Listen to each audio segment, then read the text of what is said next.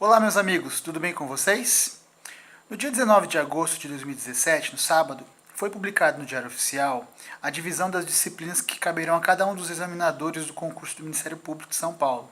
Ficou definida da seguinte forma: a doutora Evelise Pedroso Teixeira Prado ficou com Direito Processual Civil e Tutela dos Interesses Difusos e Coletivos. O Dr. Felipe Louco Cavalcante ficou com Direito Penal e Direito Eleitoral. Dr. Mário Magalhães Papaterra Limonge ficou com Direito Processual Penal e Direito Administrativo. E o Dr. Motaurício Oquete de Souza ficou com Direito Constitucional, Direitos Humanos e Direito da Infância e Juventude. Nessa ocasião também ficou definidos os representantes da OAB, a doutora Raquel Elita Alves Preto, titular, e a doutora Maristela Basso, suplente, cabendo à examinadora titular a atribuição das seguintes matérias: Direito Civil e Direito Comercial Empresarial. Como se vê, a gente acertou parcialmente a divisão das matérias, já que a gente baseou as nossas pesquisas na análise do perfil profissional, do currículo, do histórico acadêmico, literário de cada um dos examinadores. Diante dessa publicação, então, eu vou começar a fazer tanto os vídeos como as postagens já com o perfil do examinador escolhido, visando facilitar o estudo de vocês. Então, continuando a análise das disciplinas do concurso, hoje a gente vai tratar de Direito Processual Penal. O examinador, a gente já falou dele, o Dr. Mário de Magalhães Papaterra. Ele é procurador de Justiça de São Paulo, entrou na instituição em 1976, graduou-se em Direito pela USP em 74 e foi promotor de Justiça no primeiro Tribunal do Júri de 87 a 96. É coordenador das promotorias criminais desde 1996 a 1999, foi promovido a Procurador de Justiça em 98 e por 2 vezes foi eleito membro do Conselho Superior do Ministério Público, uma vez membro também do órgão especial do Colégio de Procuradores. Diretor da Escola Superior no biênio 2009-2010 e, fora do Ministério Público, ele exerceu o cargo de secretário adjunto de Segurança Pública nos governos Cova e Alckmin e secretário adjunto de Governo da Gestão Estratégica do governo Alckmin. É membro do movimento do Ministério Público Democrático e já concorreu ao cargo de Procurador-Geral de Justiça. Tem como artigos publicados Delação Premiada, um Aprendizado, no site politicaestadão.com.br, Prisões Provisórias e Superlotação nas Cadeias, no site mpd.org.br, também Limonge aponta a perda do protagonismo do MP, no site da folhawall.com.br. Também escreveu sobre Violência não se resolve com mudança na legislação, no site Consultor Jurídico. A atividade do promotor está engessada pela burocracia, também no site do conjur.com.br. Mudança de postura no site opinião.estadão.com.br e o controle externo da atividade policial. A maioria desses artigos você encontra o link disponível na postagem do blog. Escreveu também um livro sobre reforma processual penal, procedimentos e provas. As pesquisas efetuadas com o nome do examinador sugerem atenção a temas como segurança pública, controle externo da atividade policial, procedimento do tribunal do júri, procedimentos no CPP, provas no processo penal, prisão provisória, delação premiada, execução penal, também um tema que com grande chance de cair porque ele escreve sobre isso, estatuto do torcedor, penas alternativas e reformas no Código de Processo Penal. A gente analisou as últimas 4 provas do Ministério Público, realizadas em 2011, concurso 88, 2012, 89, 2013, o concurso 90 e 2015, o concurso 91. Os temas exigidos nessas provas foram os seguintes. Na parte introdutória, apenas uma questão caiu sobre a lei processual penal, envolvendo ato processual complexo. Na parte geral, cerca de 18 questões. Foi o que mais foi exigido, questões, foi da parte geral do Código de Processo Penal. Começando por inquérito policial, um tema bastante exigido, falando sobre instauração do inquérito policial, comunicação anônima, representação, diligências no inquérito policial, sigilo, a súmula vinculante 14 do STF, as características do inquérito policial inquisitivo, escrito, datilografado, dispensável e sobre termo circunstanciado. Tá? Também falou sobre arquivamento no inquérito policial, promoção pelo PGJ, em caso de competência originária, conflito de atribuições, arquivamento e ação penal subsidiária e desarquivamento por novas provas, arquivamento por atipicidade e irrecorribilidade da homologação. No tema ação penal, também bastante exigido, cobrou-se questões sobre denúncia, prazo de oferecimento, representação, ação penal privada subsidiária, aditamento pelo Ministério Público, natureza da requisição do Ministro da Justiça, princípio da indivisibilidade, ação privada exclusiva, ação penal incondicionada nas lesões leves em violência doméstica contra a mulher, assistente de acusação na ação penal pública, princípio da obrigatoriedade e ação penal pública condicionada, renúncia ao direito de queixa e perempção.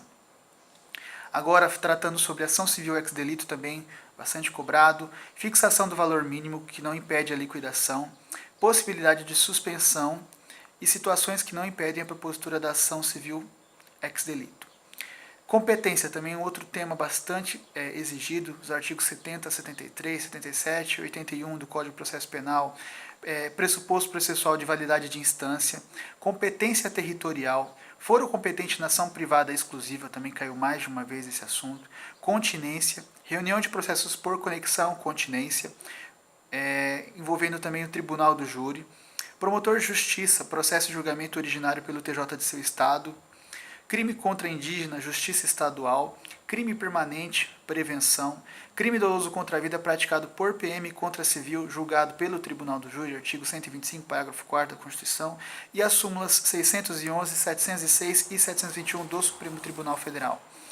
Questões de processos incidentes, exceções, suspeição de jurado, apenas uma questão, prisão, medidas cautelares e liberdade provisória, outro tema bastante cobrado, artigo 287, também falando sobre captura, artigo 299, o rol das medidas cautelares diversas, artigo 319, acumulação, possibilidade de acumulação de liberdade provisória com medida cautelar diversa, artigo 321, prisão domiciliar, 318 do Código, e fiança, também caiu mais de uma vez, artigos 333, 334 e 339, e também liberdade provisória.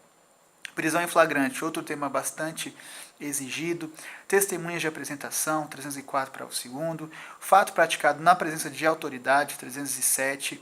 Prisão de funcionário consular por crime grave, artigo 41, decreto 61 e 078 de 67. Impossibilidade de prisão do representante diplomático.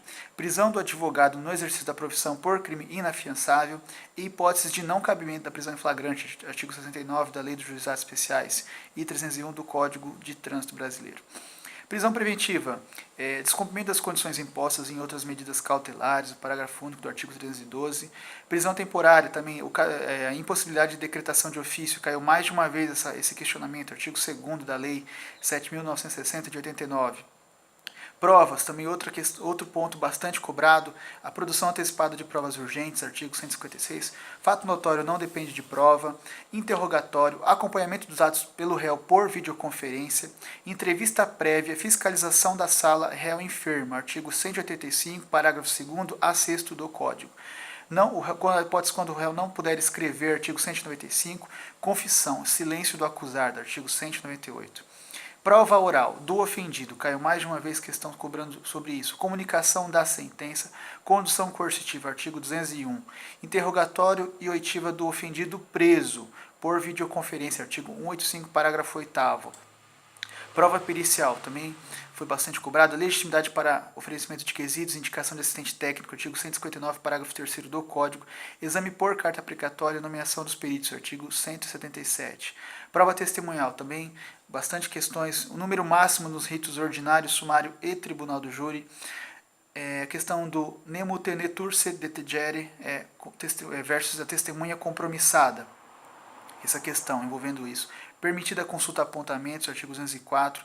Questão da recusa de depor, 206. E contradita, artigo 214. Também uma questão bastante cobrada, possibilidade de inquirição por videoconferência, retirada do réu da sala de audiência, artigo 217 e 222, parágrafo 3º. Também impossibilitados por enfermidade ou velhice, artigo 220, e autoridades que podem prestar depoimento por escrito, artigo 221. Finalizando a questão da sentença absolutória, artigo 386, caiu mais de uma vez, sentença condenatória, 387, e valor mínimo de reparação de danos. Envolvendo agora procedimentos, talvez o segundo ou terceiro tema com mais questões, caíram 11 questões sobre procedimentos. Procedimento ordinário, também é bastante cobrado, defesa escrita, obrigatoriedade dela, 396 do Código. Hipótese de absolvição sumária, 397. Princípio da identidade física do juiz, as exceções, audiência de instrução e julgamento, audiência única, artigo 400, ausência de devolução da carta aplicatória e possibilidade de julgamento, a súmula 273 do STJ. Procedimento do júri, também várias questões cobrando audiência de instrução preliminar, prazo para alegações orais, 411 do Código, pronúncia, circunstâncias a serem especificadas na pronúncia, motivação para a manutenção da prisão, 413, parágrafo 1º e 3º, intimação da pronúncia, acusado solto não encontrado, intimado por edital, 420, preclusão da decisão, circunstância superveniente, artigo 421, recurso em sentido estrito da pronúncia, 581, inciso 4 do Código. Decisão confirmatória interrompe a prescrição, 117, inciso 2 do Código Penal, e desclassificação, artigos 74, parágrafo 3º e 492, parágrafo 1º do Código. Jurados excluídos e construção do número legal, artigo 451, caiu mais de uma vez. Recurso em sentido de exclusão de jurados, 581, inciso 14. Desaforamento, vedação, legitimidade do assistente para tal, artigo 427. Impedimento dos jurados, concurso de pessoas, artigo 449 do Código. Perguntas por intermédio do juiz-presidente, artigos 473 e 474 do Código. Testemunhas de defesa, o defensor pergunta antes do MP, artigo 473, parágrafo 1º. E também o tempo para debates, artigo 477. Finalizando a questão dos procedimentos, temos o procedimento sumaríssimo da Lei 9.099, conceito de infração penal de menor potencial ofensivo, artigo 61, acusado não encontrado, remessa ao juízo comum, artigo 66, acordo homologado acarreta renúncia ao direito de queixa e representação, artigo 74, essa questão caiu mais de uma vez, transação penal não terá efeitos civis, artigo 76, e pressupõe não arquivamento do TC, apelação da rejeição da inicial e sentença, é um recurso cabível, caiu mais de uma vez essa questão, intimação na sessão de julgamento, artigo 82, sursis processual, também várias vezes cai essa questão, artigo 89, cabimento, revogação obrigatória e facultativa, causa suspensiva de prescrição, artigo 89, parágrafo 6º, aplicação da SCP a alguns crimes falimentares e não aplicação da lei dos juizados na justiça militar, artigo 90A. Aplicação da lei aos crimes de abuso de autoridade também, essa possibilidade.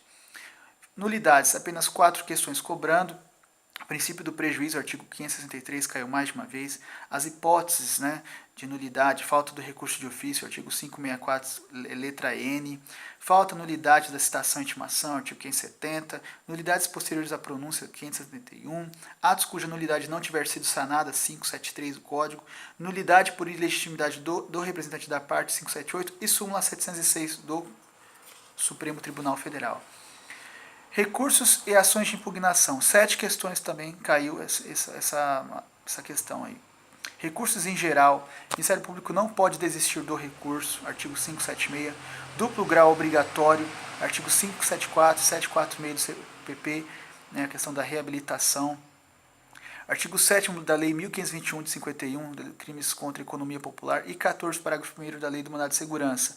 Essas questões caíram mais de uma vez, a questão do MP não poder desistir do recurso e do duplo grau obrigatório. Também efeitos extensivos do recurso, artigo 580 do CPP.